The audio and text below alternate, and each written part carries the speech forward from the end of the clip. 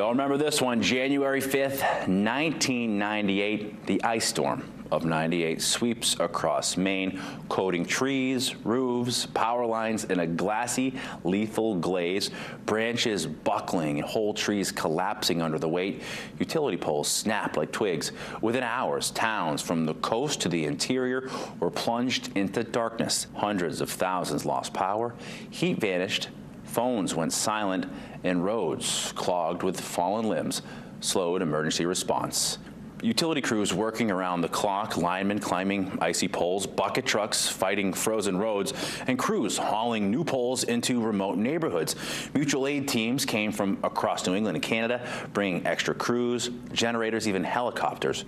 Crews prioritizing hospitals, water plants, and warming centers, while volunteers opened shelters, checked on elderly neighbors, and cleared access for ambulances. Restoration took days to weeks in outlying areas. When the lights finally came back on, it was the result of relentless work, local courage, and of course, neighbors helping neighbors.